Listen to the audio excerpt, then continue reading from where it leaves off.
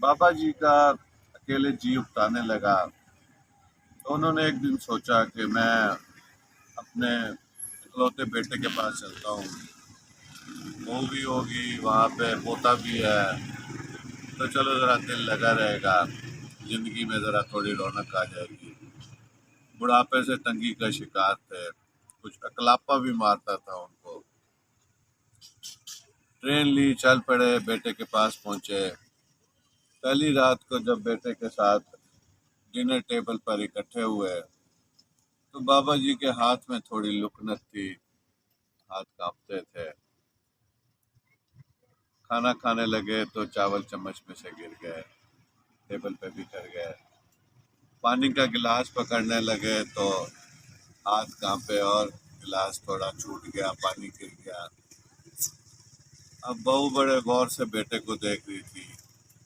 पोता भी बैठा हुआ है मेज के ऊपर, पोता अपने खाने के काम में मगन और मस्त है। बहू ने देखा, बहू ने कुछ खुश खुश भी की खावत के कानों में। बाबा जी भी समझ गए। अब बाबा जी को वहां पहुंच के ये समझ आई कि ओहो, ये मैं कहाँ आ गया अपने इस मसले के साथ। तो ये तो मैं इनके साथ खाना नहीं खा सका करूंगा। बहरहाल कुछ दिन ला लिहाज में बहू और बेटे ने ख्याल किया, और उसके बाद उन्होंने बाबा जी के खाने की टेबल कमरे में बेड कॉर्नर में अलहदा लगा दी। अब जो डाइनिंग हॉल था उसमें उनकी बहू, बेटा और पोता अलहदा खाना खाते थे, और बाबा जी अलहदा बैठ के खाना खाते थे एक छोटी सी मेज के ऊपर। अब मसला वहां पे भी वही, बाबा जी से कोई ना कोई चीज गिरती रहती थी और कोई ना कोई चीज टूटती भी रहती थी। बहू बुड़बुड़ करती रहती थी। आखिरकार फिर बहू ने उन्हें कहा कि हम इतने बर्तन कैसे तुड़वाते रहेंगे, तुम आज जाओ और एक तो ना लकड़ी के बाउल खरीद कर ले आओ, और लकड़ी के ही चम्मच ले आओ, और गिलास भी देखो कोई इसी तरह के ले आओ, ताकि ये बर्तनों के टूटने का सिलसिला बंद हो जाए। अब बच्चा जो पोता था वो देख देख के बच्चे बड़ा सीखते हैं।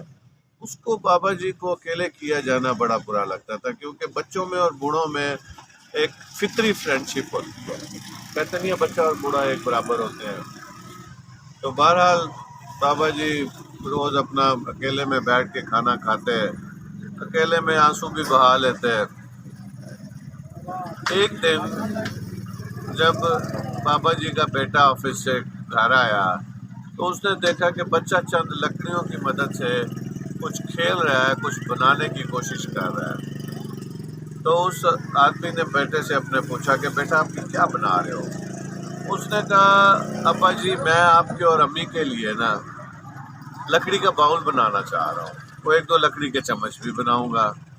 तो उसने पूछा बेटा वो क्यों। उसने कहा अब्बा जी जब आप और अम्मी भी बूढ़े हो जाएंगे ना, तो फिर आपके लिए भी तो बाउल की और चम्मच की लकड़ी की जरूरत पड़ेगी, तो मैं आपके लिए वो अभी से बना रहा हूँ।